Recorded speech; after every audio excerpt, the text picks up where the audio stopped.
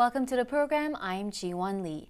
In this segment of VOA In-Depth Interview, I'm at the Brookings Institution to speak with Dr. Kenneth Lieberthal, the Senior Fellow in Foreign Policy, Global Economy, and Development.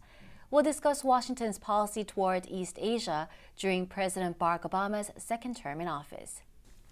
Thank you for joining us.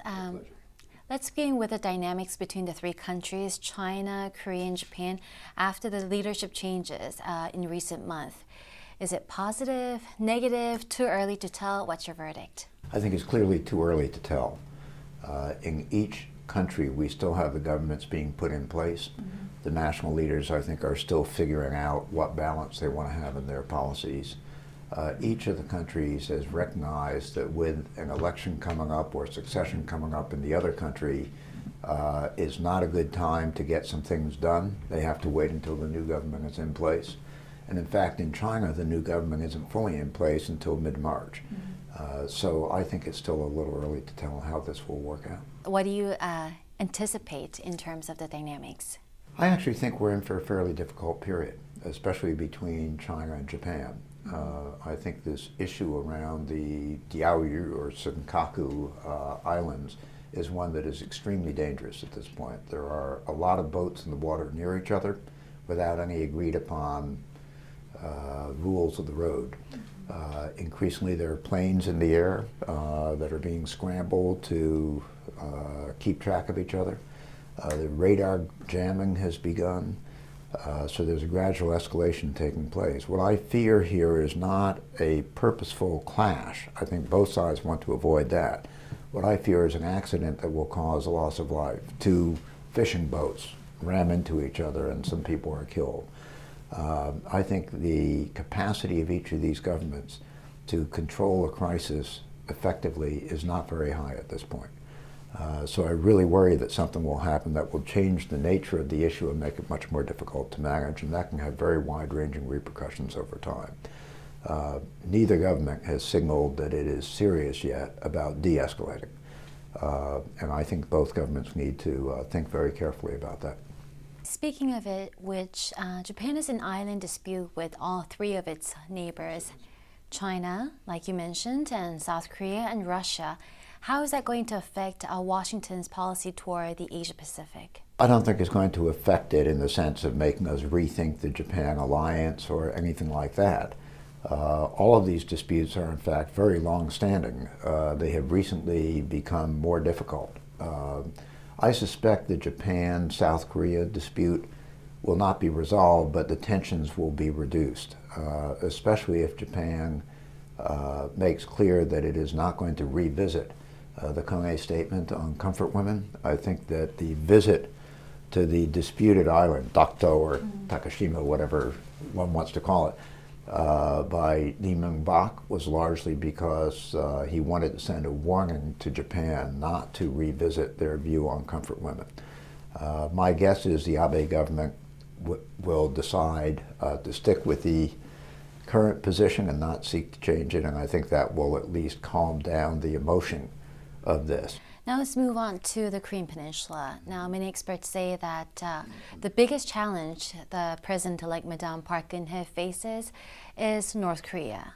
And given that, her North Korea policy will likely be significantly softer than her predecessors, what's Washington's view on this? Look, Washington wants to have North Korea change its attitude on its nuclear and missile programs. Whatever works to promote that outcome is all to the good. We, in the Clinton administration, backed the Sunshine Policy. Ultimately, I think that did not produce as much progress as would have been hoped. President Lee took a very, very hard line toward North Korea. That also did not produce very effective results. As I understand it, is likely what we'll see next is something in between the Sunshine Policy and the hard line across the board. Some engagement, but without the kind of preemptive concessions that you saw in the Sunshine Policy. It appears that many in the Abe's new administration, they favor the rejection of the pacifist constitution which America imposed. But given China's growing military prowess, do you actually see America encouraging Japan to abandon that regulation?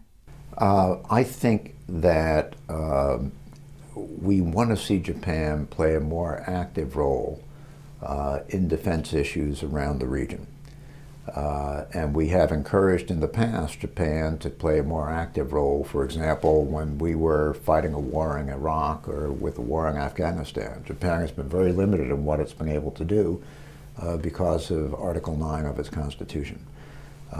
Whether we have a specific view on Article 9, I'm not sure what the Obama administration's position is on that. But I think, broadly speaking, we would not object to, and in fact, in many cases, would welcome Japan being able to play a more active and direct role in collective security. What do you think Washington's biggest challenge is when it comes to trade policy toward East Asia? Look, I think Washington's biggest single challenge overall, and then I'll get to the trade policy, is to get our own fiscal house in order. That is the biggest single threat to the United States, security and otherwise. And I think that our trade policy and other dimensions of our international approach will depend in no small part on whether we are able to reach a domestic overall political agreement that puts us on the right path on managing our fiscal debt. So that's the kind of, if you want to understand what America's role in Asia will be and how effective it will be, the first thing you ought to watch is our debates over our fiscal policy and whether we're able to resolve them satisfactorily. Specifically on U.S. trade policy in Asia, I think the Obama administration was actually very heavily invested in the TPP process. And I think the administration sees that as potentially creating a platform that eventually, hopefully within several decades, will include all of Asia. Thank you for your time. My pleasure. Good to talk to you. That's all the time we have for today. With me was Dr. Lieberthal of Brookings Institution here in Washington, D.C. You're watching Voice of America.